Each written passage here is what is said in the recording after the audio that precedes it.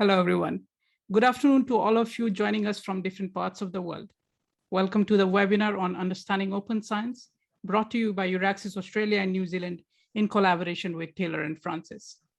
Please allow me to introduce to you our esteemed guest speaker for today. Matt Cannon is the head of open research for Taylor and Francis, based in the UK. He helps set journal policies and establishes best practice to increase the reproducibility and transparency of research. He's a member of the Research Data Analysis Alliance, Force 11, and on the steering group of the STM Publishing Association's Research Data Project. Thank you for joining us so early from the UK, Matt. And I'm Nishant Sandilia, Regional Coordinator for EURAXESS Australia and New Zealand. For those who have joined our webinar for the first time, EURAXESS is an initiative of the European Commission that addresses barriers to the mobility of researchers and seeks to enhance scientific collaboration between Europe and the rest of the world. We provide free information about European research, career opportunities, international collaboration, and networking possibilities. Since all of you are watching this on your laptop or on your phone, I'll encourage you to type EURAXESS Australia and New Zealand on Twitter, LinkedIn, Facebook, or YouTube and follow us there. I'd also encourage all of you to please use the Q&A function in the interface to ask any questions that you might have while our speaker is presenting. Once the presentation is done, we'll come back to take your questions. Please note that the recording and slides of the session will be provided to you. However, the recording will not include the Q&A, and hence I'll recommend you to stay for the entire duration if you want Matt to address the common queries that present applicants have. Perfect. Now, so let's begin. I'll now pass the presenter privilege to you, Matt, and you can start with your presentation. Good afternoon, everyone. As Nishant said, my name is Matt. I'm the head of open research for Taylor and Francis journals based in Oxford in the UK. Thank you very much for joining us this afternoon. So I've got a few slides to present to you today, and on the slide here you can see a brief agenda of what I'll look to cover, and then, as Nishant said, we'll have some time to answer any questions that you might have.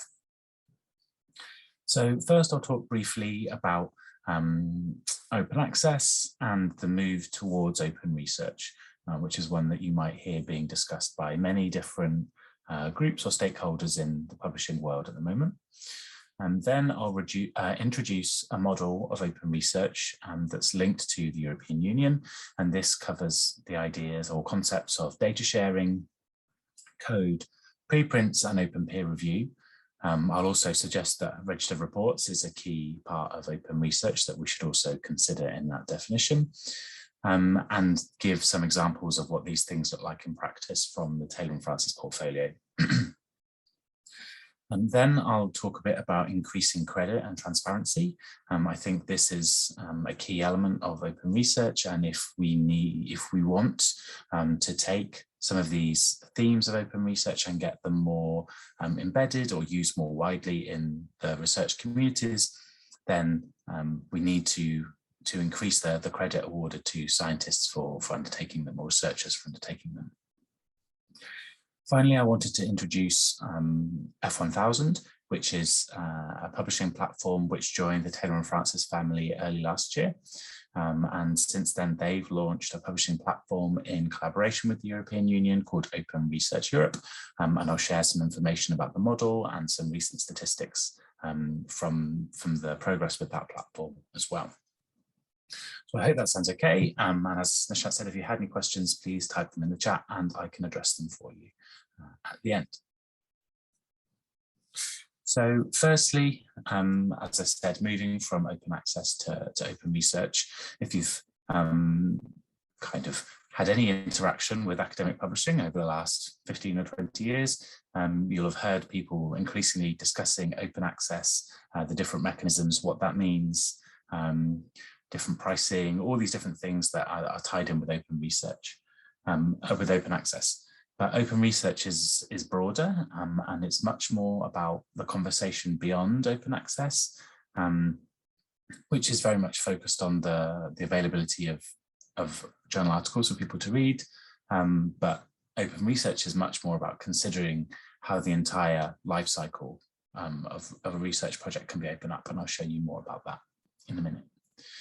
One of the benefits I see is that even if a journal isn't open access per se, so even if it's one that still has research content behind a paywall for subscribers, there are still ways that researchers can be more open and transparent, increase the reproducibility of their research by following some of these principles of open research. And as I've already mentioned, the aim here really is to make the research more robust, increase its impact by increasing the way that people can trust it if it is more reproducible, or the way that the researchers have conducted that project has been more transparent. So that's roughly what I'm talking about when I talk about open research in this context. But now to show you an example. So here on the screen, you can see a kind of a general, slightly science-focused research workflow. And some of these things will be slightly different in humanities areas per se, but hopefully this will be roughly familiar to most of you who've been involved in research in some way. So the idea is that there'll be some sort of idea and that will lead people to design some sort of hypothesis or research question that they're going to try and measure through their project. And once you've got this question or hypothesis, you can then design some sort of experiment to test that. And this could be even like a literature search or some sort of textual analysis in the humanities, or obviously in the sciences, it could be lab-based or interview-based type research. Once those activities have been carried out, you then end up with some data which are analysed to create some results, and then some conclusions can be drawn, and those conclusions are written up and as a journal article and can be published in a journal. So in an open access world, this is very much focused on making those journal articles available for anybody to read wherever they are in the world, regardless of whether they have a subscription or not. And sometimes that requires the authors or their institutions or their funder to pay a fee to the publisher in advance to facilitate that process. So next, I wanted to introduce the open research model that was created by Foster Open Research. This is a group that is funded by the European Union and provides quite a nice basic model of open science, open research, which we can use to introduce what I'm talking about today. So as you can see, their model is very much called open science, but I would argue that kind of using the words open science, open research, or open scholarship all kind of mean the same thing. So if you've heard people talk about open research versus open science or open scholarship, I would say that they all roughly mean the same thing. As you can see, this model has 4 pillars. So the first is about sharing data, and I'll talk more about these in a minute. But I'm going into more depth about each of these pillars, but some of the best practice that you might hear in the research data space at the moment is that data should be fair. And this is an acronym that stands for findable, accessible, interoperable, and reusable. And there's quite a lot of detail involved in making something fair, but I'll talk a bit more about that in a minute. The second pillar is about sharing code. So increasingly, researchers in all areas are using computer code either to analyze increasingly large data sets or as kind of a research output. So there are researchers in certain subject areas where they're trying to write computer code to undertake a certain task. And so in order to be transparent in those subject areas, there is a movement to get that code shared, sometimes alongside the data, but sometimes just the code on its own is enough. Third pillar is about sharing papers. So I've already talked a bit about open access, but I would say that this falls into 2 parts. So some of it is sharing preprints, so early versions of a researcher's work prior to submission to a journal. And then the other side of that coin is the gold open access, the final version of record being available for anybody to read, the version that was published in a journal. The fourth pillar that they have is open peer review. This is quite a complicated topic, and one that is probably the least defined of all of the 4 areas in this model. And I'll talk more about that in a second. And as I've said, another thing that I feel should probably be considered if you're going to talk about open science in this way, one of the most exciting mechanisms that's available to researchers is this idea of register of reports, which is kind of a new article type. And the main feature of that is that the peer review is split into two parts. So you can see a really brief model on the slide, the blue boxes. So you can see that after the study design, the paper will go off to a journal to have its stage 1 peer review. And then the second part of the peer review process has happened after the report is written. And again, I'll give a bit more detail on this later, but I just wanted to introduce it at this point in line with the model that I'll be discussing today. So I'll give a bit more information about data and code at this point. So what is data? So in a kind of a broadly science context again, people may automatically start thinking of spreadsheets full of numbers or analysis, but the definition that we're using is much broader. It would also include things like images, photographs, video, music, survey responses, annotations.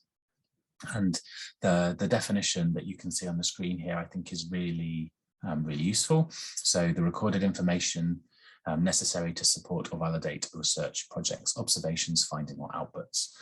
So using this definition, it should be clear that most research should have data of some kind.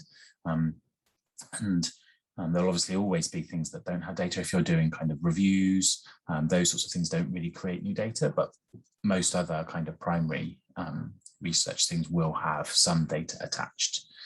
And as I mentioned, best practice is that research data should be fair, so findable, accessible, interoperable, and reusable. This is a concept that's been around for a few years now, and there's lots of information available to researchers in all different subject areas to help them with what the FAIR principles mean for data in their subject area. But yeah, I think it's worth saying that there is big variations in what kind of the standards are around data sharing for different subject areas. So in previous roles at Taylor & Francis, I worked with the Earth and Environmental Science community. And there's really well established guidelines there for sharing kind of satellite and Earth observation data. In my role at Taylor & Francis, I also work with our social science and humanities teams. And obviously in those subject areas, familiarity with data sharing is much more patchy, and some subjects are still kind of having very early stage discussions about what data might even look like for some of those research topics. So there is quite a lot of variation around about what research data is still. So what have we been doing at Taylor & Francis? So we launched our suite of data sharing policies in 2018 and rolled out further support for authors in 2019. And you can see examples on the slide there. It might be slightly small, but the larger box shows you the 5 levels of the Taylor & Francis policy framework, and the smaller inlaid box shows one of the workflows that we've created. So for each of the 5 policy levels, we have those kind of bubble diagrams showing exactly step by step for authors how to comply with each level of that policy. The policies are assigned at a journal level and lay out the minimum effort or activity that authors need to do with their data in order to submit to that journal. So we launched a pilot in Earth Science on the most open policy that we have here on 6 journals. And that's been in place for a couple of years now, and it's been going very well. And taking that further, as Nishant said in my introduction, I sit on the STM Publishing Association's Research Data Programme, which is about publishers working together to try and lay out familiar guidelines and ask authors more consistently in consistent ways about sharing their data, but also improving some of the behind the scenes technical way that data is treated by publishers to make sure that research papers and data are linked and data is cited and things like that. There's also a working group that I lead on humanities data. So we do realise that these conversations will be different for researchers in the humanities, So I'm working with people from other publishers to try and build out some data guidelines and information that will be more familiar for researchers in those subject areas. And on the code side, CodeOcean is a repository that researchers can use to store, but also run computer code. And we have a pilot with that repository on some of our engineering journals to allow data sets to be stored in that repository and linked to from our publications. Next, the second pillar is, if you remember, is about research data. I've got research data on the brain this morning, is about open access. So the two different kinds of open access is, as you can see, we've got the gold open access, which can either happen in fully open or hybrid journals, and usually the result of paying an article processing charge, but not always. And the green open access, which is about archiving and hosting early versions of research.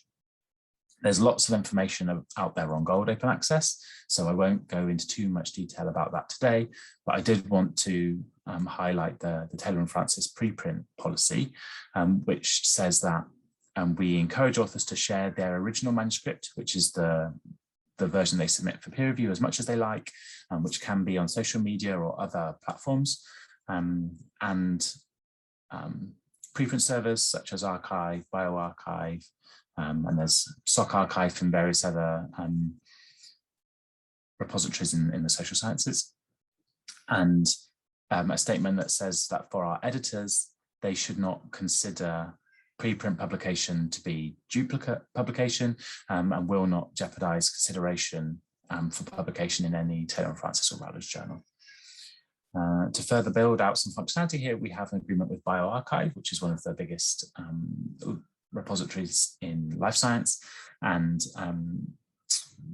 for authors that submit their preprint to bioRxiv, there's a one-click submit option to move it into peer review for I think 7 or 8 of our life sciences journals. So removing some of the admin for authors who work in that subject area and want to share their preprint.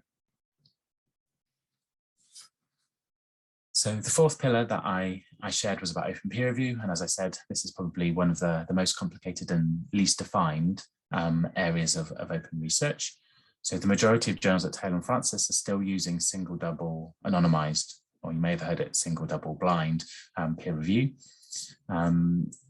There was some research that was done by Tony Ross-Helluer a couple of years ago, and in kind of trying to define open research, and he found over 120 different definitions of open peer review. So if you've ever been confused about what people are talking about when they mention open peer review, you're probably not alone, and there's also a good chance you could be talking about something quite different. So Ross-Helluer in his research started to distill these 120 definitions into groups, and he came up with these kind of group definitions that you can see on the screen. So the first one here is open identities. So thinking about the identities involved in the peer review process and whether they're going to be made open or not. So as it says, authors and reviewers would be aware of each other's identity, which is obviously different to kind of a single or double blind review process. Then the next kind of feature would be reports. So are the review reports published alongside the relevant article?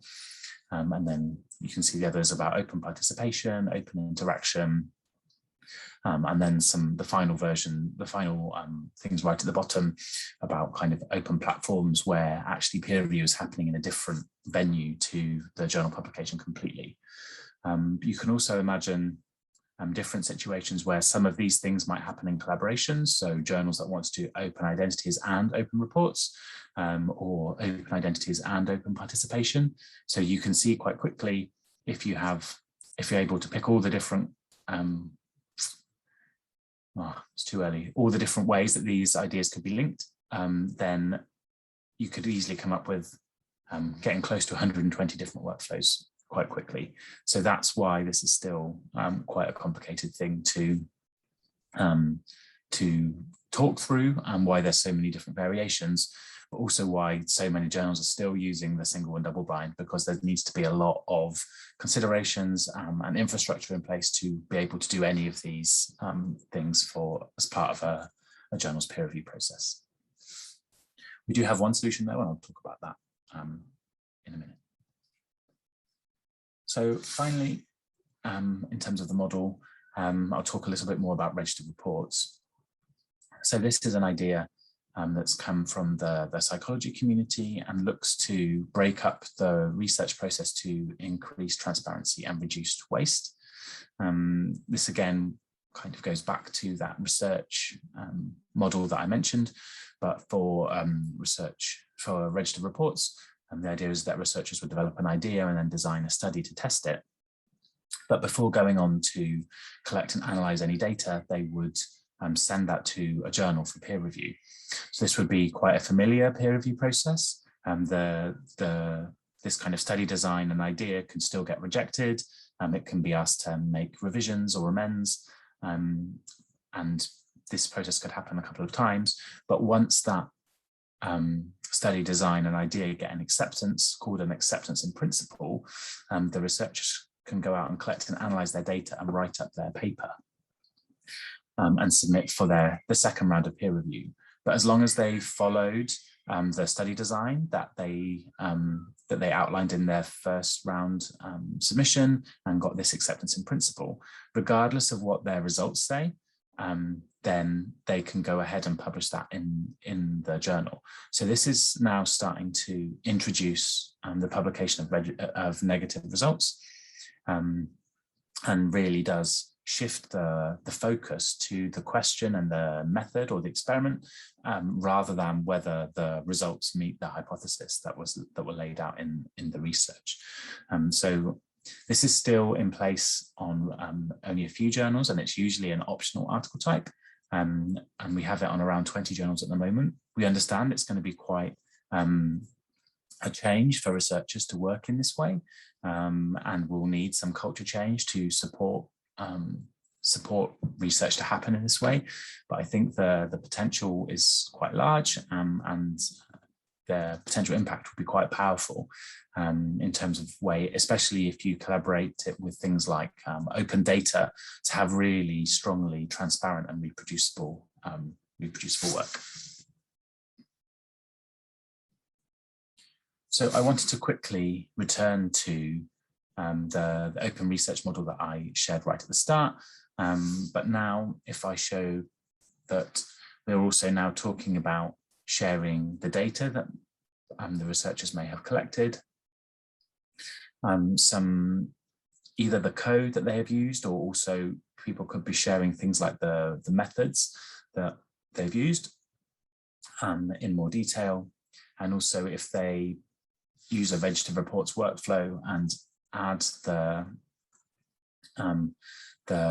acceptance in principle to a repository that have been designed to host these for registered reports, you can see how by working in an open research way, you're actually being a lot more open about the whole research project than just open access, which is very much focused on the final narrative version of that study.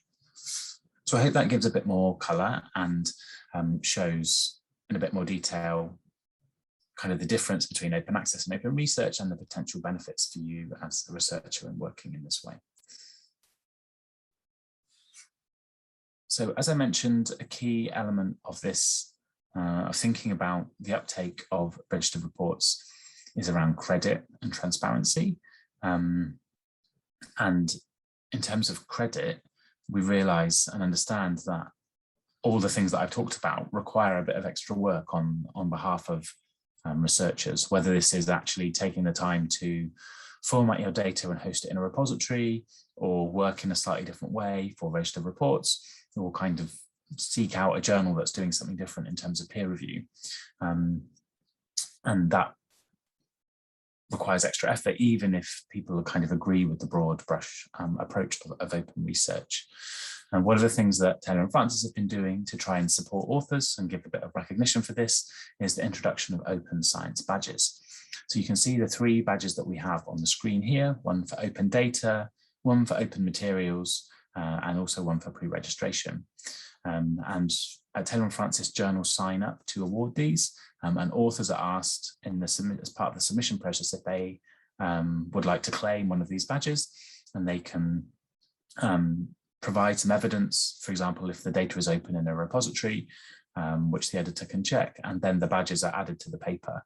So they're added into the paper in a couple of places, but also on the journal pages. So if people are browsing through a journal issue or looking at search results, it will be really clear to readers that there would be an open data set attached to that piece of research, or if it was pre-registered, for example. So it's only a small thing, but hopefully things like this can start to give people encouragement to undertake some of these more open activities, if we can really clearly earmark where those have happened, and start to inform readers that where authors have taken these extra steps. I'm sure many of you have also heard of DORA. So this was some work that's been around for a few years now, but is very much around assessment of research and ensuring that research is assessed on its own merits and its impact, and not really in line with the publication venue and especially its impact factor. And looking at open science principles and encouraging sharing of wider research materials, I think fits and aligns nicely with the principles of DORA.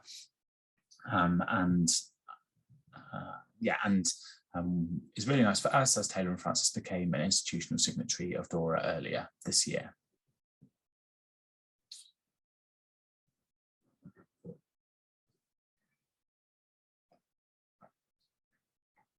So for my last couple of slides, I wanted to spend a few minutes talking about F1000 Research, which is a new publishing platform that joined Taylor and Francis in the beginning of 2020.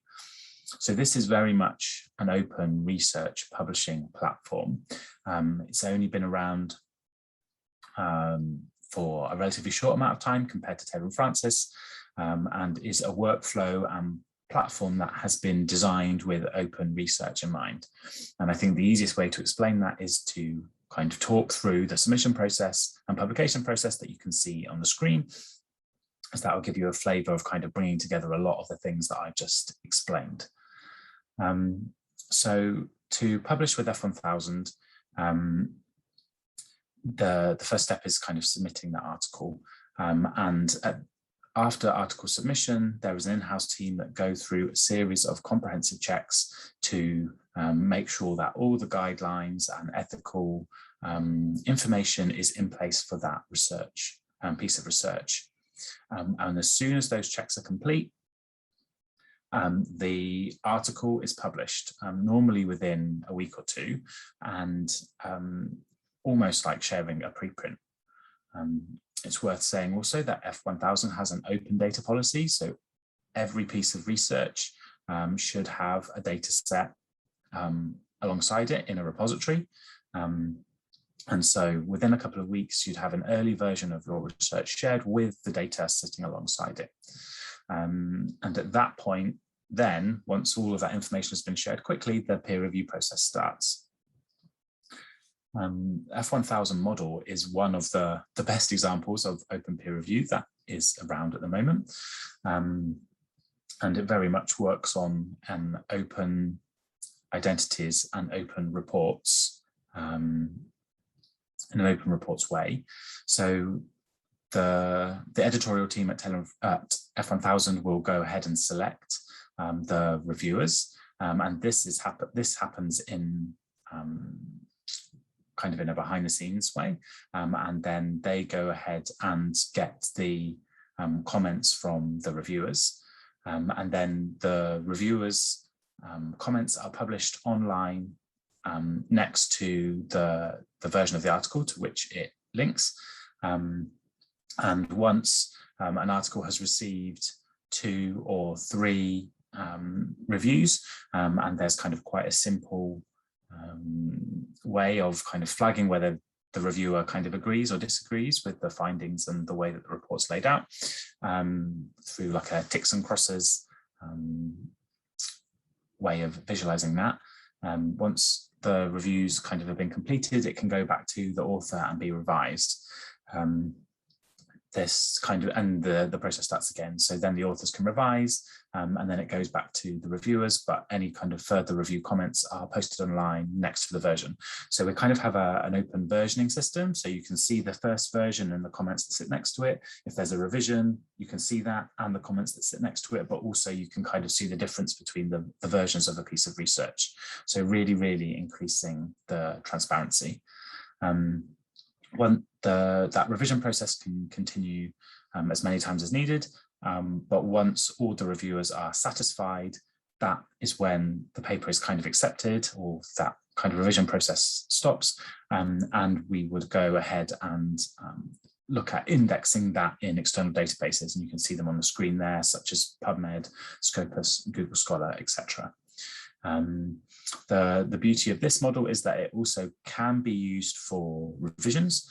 So if the research moves on even years later, you could go back and just do another revision to your original paper, adding in that extra information rather than having to write a whole new paper, which is definitely an attractive proposition for some authors and some research areas. But yeah, I hope you can see this kind of brings together a lot of the open ideas that I've been talking about. Obviously, it's open access, so free for everybody to read. It has open data that I talked about and is using a really innovative version of open peer review. And then the last slide and the last thing that I have to talk to you about this afternoon is Open Research Europe. So F1000 is a publishing platform in its own right, but they also work with a number of funders and other groups to use that platform for kind of branded portals for research. So some of the most high profile platforms that they have are with the Wellcome Trust and the Gates Foundation, which have been in place for a few years. But a couple of years ago, and then earlier this year, they launched a platform with the European Union known as Open Research Europe. So this follows the same kind of behind the scenes process that I just outlined in terms of submission and peer review and open data, but is available for grant awardees from Horizon Europe. So yeah, since March 2021, when it's launched, I wanted to give you a bit of information about how it's going. So first, the first pie chart, you can see some of the article types that are available and have been submitted so far. So the vast majority are research papers. So this is kind of a fairly standard journal article, but there are a range of other different article types that are in place. So some of these that are particularly interesting are some of the short articles that are used to describe different parts of the research process. So you'll see things like data notes. So these are short articles that can describe data that's stored in a repository. And I think there's also software tools, which is kind of a similar idea, but describing a piece of software. Also, you can see things like study protocols, systematic reviews, case studies, method articles. So some quite smaller and specific article types, as well as things like essays and reviews, which are a bit more maybe applicable to some of the social science areas. And to date, there's been over 250 submissions and 130 articles have been published on the platform over the last kind of 6 months. And they've received over 9,000 views to date. As you'd expect, the vast majority of countries submitting are in the EU, so Spain, UK, Germany, Italy, France, Netherlands, etc. One of the things that's most interesting is that a good chunk of the papers that have been published so far are in social sciences and humanities. So whilst you might expect more science researchers to be happy and kind of more experienced in some of these open research publishing practices in terms of sharing data and open access, it's really interesting that probably more than a third of the papers published today on Open Research Europe are from social science and humanities. We've been having lots of discussions about this internally, but I wonder if it's partly to do with the availability of publishing platforms. So there's lots of options if you're a biology researcher for kind of open and transparent publication, but there's not really so many if you're a researcher in the humanities or social sciences. So this is really interesting, and the fact that this platform is giving a space for that kind of research to be published in this way is quite exciting. And you can see the full breakdown by subject on the pie chart on the right-hand side. So we are also receiving medical content, natural sciences, engineering, and some of the subjects that you might more expect to see in this kind of workflow, in this kind of platform. So yes, it's still quite early days for Open Research Europe, but it is a model that's been in place and working now for a few years. But we're really excited to be working with the European Union and yeah, seeing the future growth and development of this platform over the coming years. So I've talked for plenty of time now. So yeah, that's the end of the slides I have. Nishant's prepared me that there will be lots and very high quality questions. So yeah, I'm looking forward to chatting and answering any questions. I'd like to thank you a lot, Matt, for waking up so early and coming together and sharing your insights to our audience. I'm sure that they all found it very informative. To wrap up, please allow me to reiterate to keep an eye on our social media platforms to get notified of such informative webinars in the future. Before I end, just to let you know, the slides will be circulated to you and also the recording, except the Q&A part.